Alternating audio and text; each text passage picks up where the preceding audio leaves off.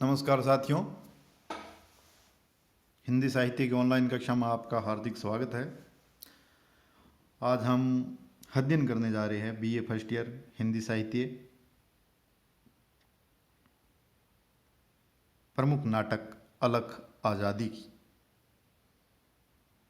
जो कि प्रसिद्ध नाटककार सुशील कुमार सिंह द्वारा लिखा गया है।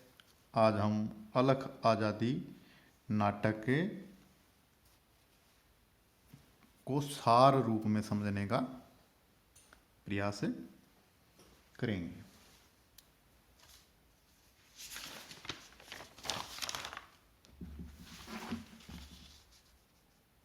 अलख आज़ादी की इस नाटक को भारतेंदु रंगमंडल द्वारा आज़ादी की स्वर्ण जयंती पर तैयार करवाया गया था। अक्सर ये क्वेश्चन आता है कि अलख आज़ादी के नाटक को जो लिखने के पीछे किसका प्रयास था, तो इसमें आता है भारतेंदु रंगमंडल द्वारा ये नाटक तैयार करवाया गया था और इसके लेखक है प्रसिद्ध नाटककार सुशील कुमार सिंह और योगेश पंत द्वारा इसे निर्देशित कर मंचित किया गया था। और एक दूसरा क्वेश्चन जो एग्जाम अक्सर आता है कि अलख आज़ादी की नाटक के सिवा सुशील कुमार सिंह के प्रमुख नाटकों का विवरण दो या नाम लिखो। तो सुशील कुमार सिंह के अन्य प्रमुख नाटक है सिंहासन खाली है, नागपाश, चार यारों की यार, ठग ठग ठग ठगे गए, आज नहीं तो कल, बापू की हत्या और तमाशा। आप इनमें से कोई भी चार नाटक याद कर लेना, चार मतलब नाटकों के नाम याद कर लेना जो अक्सर एग्जाम में पूछे जाते हैं। अब हम आगे बात करेंगे अलख आज़ादी नाटक का सारांश क्या है।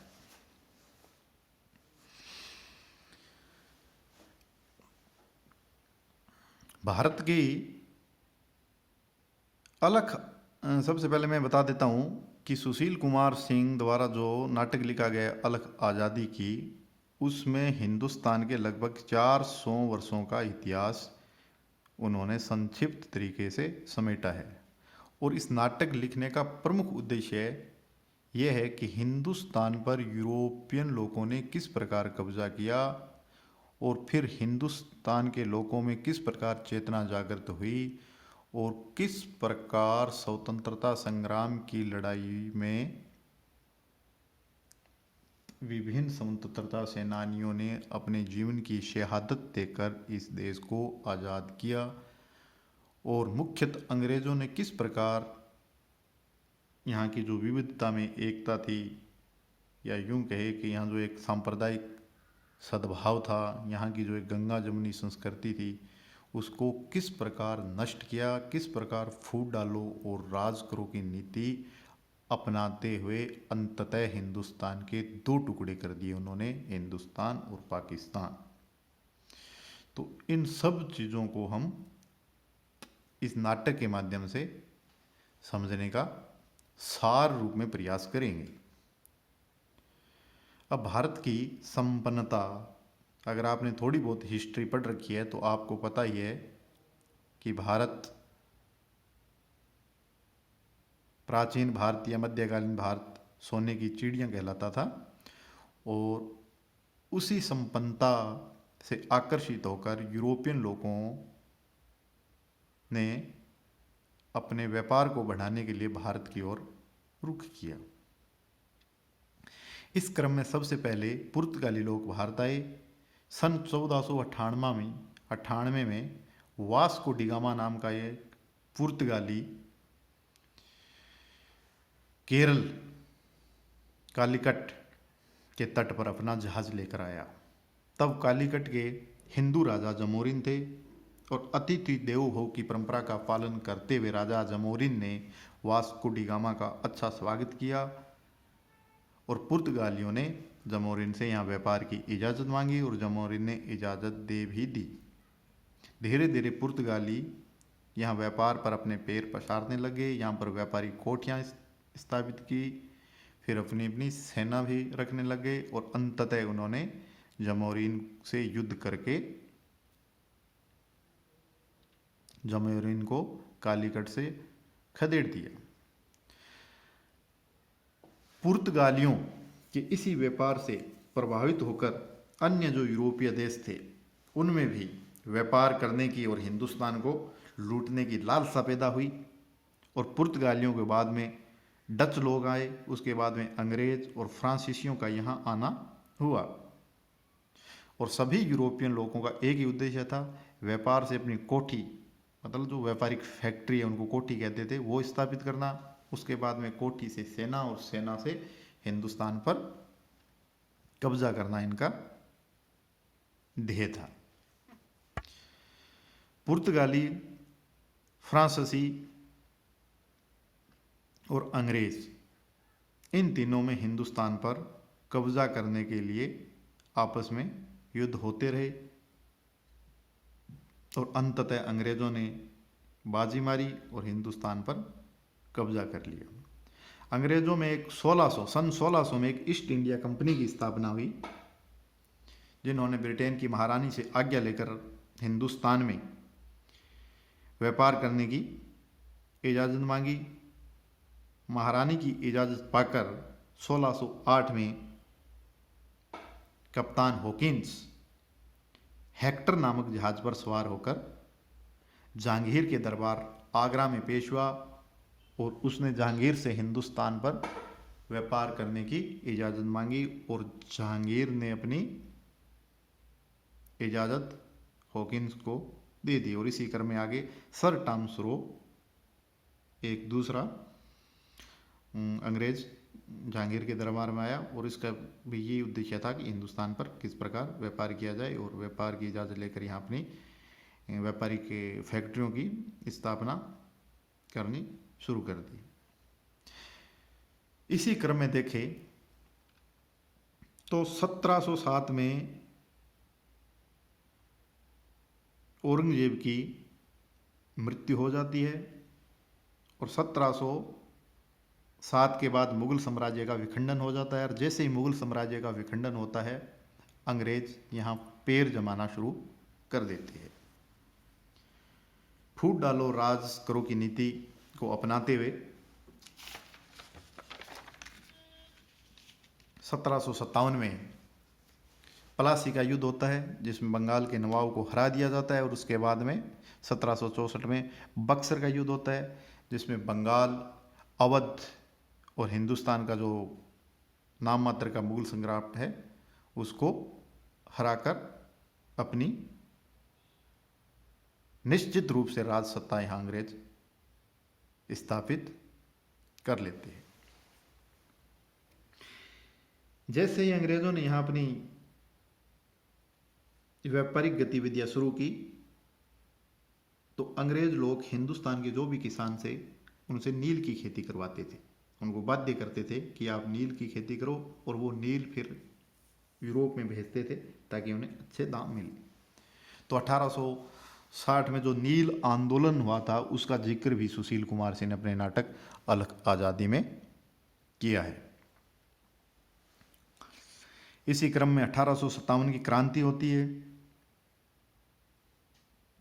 रानी लक्ष्मीबाई, तांत्या टोपे, बेगम हजरत महल, कुंवर सिंह प्रमुख क्रांतिकारियों के नेतृत्व में ये क्रांति होती है, लेकिन अपनी संकुचित मानसिकता के चलते क्रांति विफल हो जाती है। इसका जिक्र भी अलख आज़ादी के नाटक में है। उसके बाद में हिंदुस्तान के कई प्रबुद्ध लोग मिलकर सन 1885 में कांग्रेस की स्थापना करते हैं, जो लीगल तरीके से आज़ादी की लड़ाई लड़ती है। इसी क्रम में जो बंगाल में एकता थी, उस एकता को तोड़ने के लिए लॉर्ड कर्जन जो कि वायसराय था, उसने 1905 में बंगाल का विभाजन कर दिया ताकि बंगाल की जो एकता है उसको तोड़ा जा सके और जो सांप्रदायिक सद्भाव है उसकी जगह नफरत फैलाई जाए। इसलिए कर्जन ने 1905 में बंगाल का विभाजन कर दिया। और जैसे ये विभाजन किया तभी कुछ राष्ट्रवादी नेताओं के नेतृत्व में 1905 में स्वदेशी आंदोलन की शुरुआत हुई, तदंतर सामाजिक सुधार आंदोलन भी शुरू हो गए, जैसे ब्रह्म समाज, आर्य समाज, जिन्होंने समाज में फैली कुरीतियों को दूर करने का प्रयास किया। आगे चलकर कांग्रेस गर्म और नरम दलों में बंट गई। उसके बाद में क्रांतिकारी आंदोलन की शुरुआत हुई, जिसके प्रमुख भगत सिंह, चंद्रशेखर आज़ाद और HRS Hindustan socialist Republic party की स्थापना उनके द्वारा की गई। और इसी बीच जो दक्षिणी अफ्रीका में गांधी जी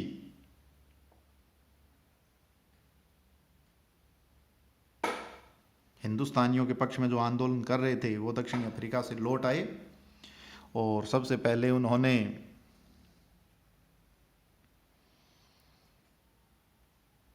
रोल्ट एक्ट का विरोध किया और उसके बाद में 1921 में उन्होंने असहयोग आंदोलन चलाया। गांधी जी द्वारा दो आंदोलन प्रमुख रूप से किए गए, 1921 में असहयोग आंदोलन और 1930 में सविनय अवज्ञा आंदोलन। इन दोनों आंदोलनों में किस प्रकार जनता ने विदेशी कपड़ों की होली जगाई, किस प्रकार अंग्रेजों का बॉयकट किया और किस प्रकार राष्ट्रवादी भावना का प्रादुर्भाव हुआ, उसका जिक्र भी सुशील कुमार सिंह ने अपने नाटक अलख आज़ादी में किया है। उसके बाद में साइमन कमीशन का आना, लाठीचार्ज में लाला लाजपत राय का देहांत, केंद्रीय असेंबली में भगत सिंह का बम फोड़ना, सुभाष चंद्र बोस द्वारा आज़ाद हिंद फौज की स्थापना करना, 1942 में भारत छोड़ो आंदोलन,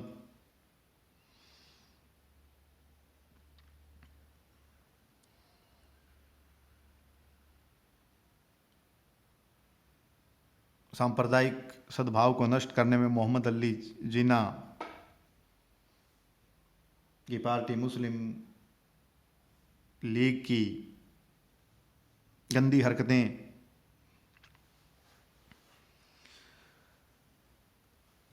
उसके बाद में संविधान सभा बनना और अंत में भारत का आज़ाद होना। इन सभी घटनाओं को अलख आज़ादी के नाटक में सुशील कुमार सिंह ने छुआ है।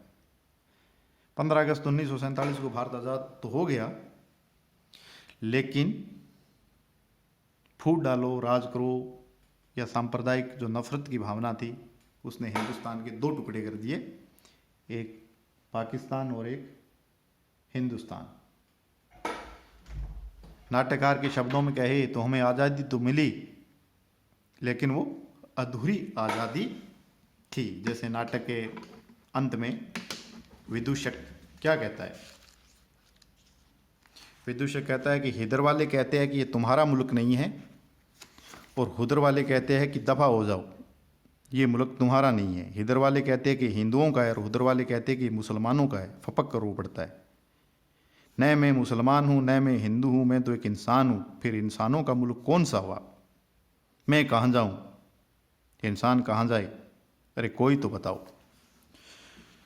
जो अंतिम नाटक का जो सौदश्य है वह है कि हिंदुस्तान को आज़ादी तो मिल गई,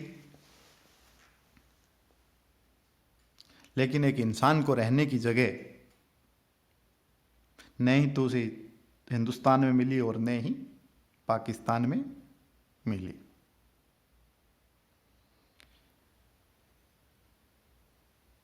अर्थात पूरी जो कौम थी और हिंदू और मुस्लिम में बंट चुकी थी और इंसानियत नाम की कोई चीज़ नहीं बची थी। क्योंकि हिंदुस्तान और पाकिस्तान का जब निर्माण हुआ तो लगभग 10 लाख लोगों का कत्लो-गार्द हुआ था, और उस दर्द को सुशील कुमार सिंह, जो कि एक नाटककार है, उन्होंने अपने नाटक में बड़े मार्मिक ढंग से पेश किया है। ये इस नाटक का संपूर्ण सार है। अगले वीडियो में हम अलख आज़ादी की जो नाटक है उसमें जो नाटक के तत्व होते हैं, तत्वों के आधार पर इसका परीक्षण करेंगे। तब तक के लिए धन्यवाद।